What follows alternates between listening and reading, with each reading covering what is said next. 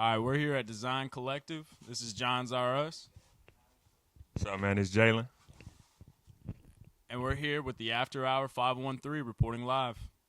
And then congrats on the new album drop. Lita Forever 3 is now out on all platforms. Sir, man, yes, sir. Hey, go listen to that, man. Very conceptual. You know what I mean? I worked hard on it.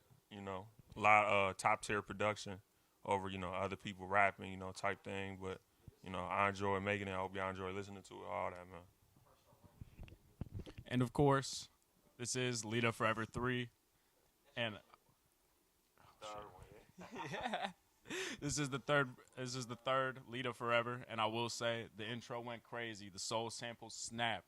The infomercials worked. I mean, we had guys featured of Dave Chappelle in there. We recognized in Ohio. I mean, and we got the intro, the swagger, talking the shit. Lita 8100 Lita. You know, and if you wanna contact this motherfucker and saying, hey, and in 2024, if you could only know Love Deluxe by Sade, you canceled. You are canceled. But going on, what do you got to tell the people about these samples and the collaborations and everything from Steppas to, like we talked about, the intro 1-800, I mean the J. Cole, I mean the whole nines. I mean just the beat tape in general. Man, I think the biggest thing for me in showing my work off to people is it's just so well thought out. Like I don't mail it in by any means. I definitely think that there's some albums or some projects or beat tapes, remix tapes that I might have um, did better at, I guess you could say, or I was a certain amount of locked in, but I always give my best at the moment. You know what I'm saying? I feel like right now, um, that was the best time for me. Um, it was something that I felt like I was in a better flow than I was off the first two Leah Forevers. The beats, the production. I mean, I searched. I've been pulling those aside, like making beats over the course of making other beat tapes. Like hearing that one, I'm like, nah, this might not be the one to really show off. Um, but nah, bro, like it's just well thought out production. It has to be top tier, especially if I'm using other people's, acapellas and whatnot. It's like it gotta be, it gotta be on point, and even going to like the skits and stuff like that, and like the different sound effects and them and stuff I've been pulling aside for a while, and it's just it's all about it's all about knowing timing, when to show something, when not to show something, when to include it on a project, when not to. It's just about knowing the pace of when you creating and like when you should hold something off for maybe like, you know, that project, the one that really has to be the one. But I think all in all, I always give my best on a project for sure. Because if it ain't, because if I'm putting one aside to put on, a leader forever, two, three, one, you know, then I gotta go put in, extra hard work on the back end. You feel me? So, yeah, though. And especially like the constant progression as well. I mean even the progression from Lita Forever 1 through 3.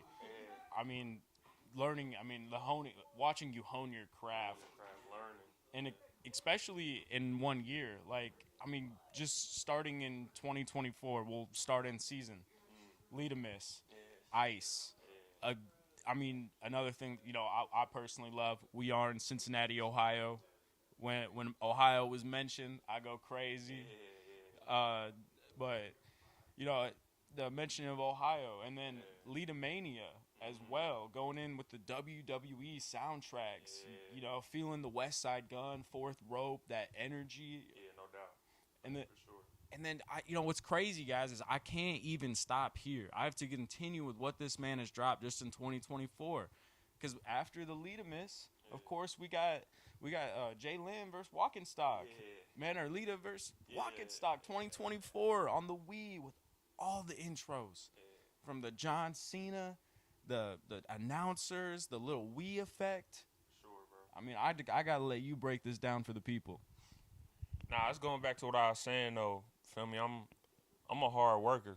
Like I don't mail nothing in. I don't, you know, I pace myself, but at the same time, I'm pacing myself to win. So like when I'm dropping all these projects, it's not I'm gonna make the first four beats or five or whatever amount of beats and just drop them. Like I make the first 10 great beats and drop them. You feel what I'm saying? So I'm not fake like I'm not mailing nothing in. I'm not um. It's just it's a lot of thought that's put into all these. Like and even though it might not be surface level comprehension on a lot of the thought, I put a lot of work in, and I put a lot of key elements and stuff like that.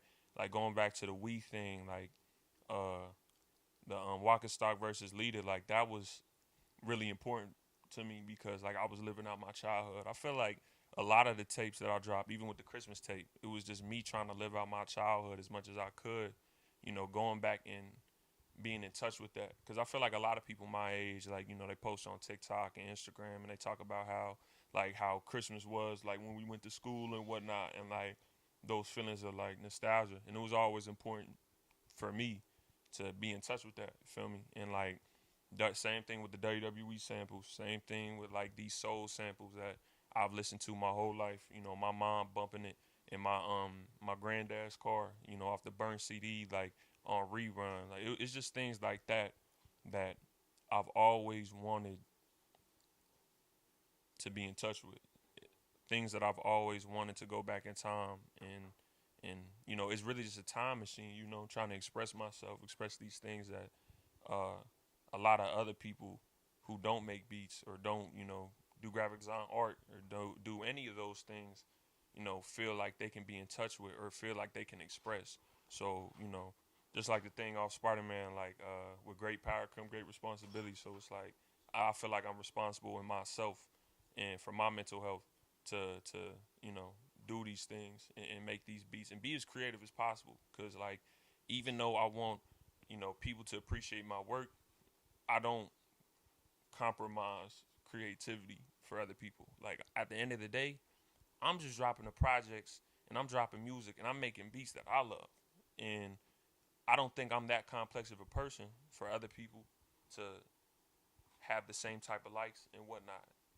But if you being creative and if you searching for new all that, man, it's hard to fail. If you being as creative as possible and you're doing it out of a pure heart, clean mind, you know, all that, then you should be alright.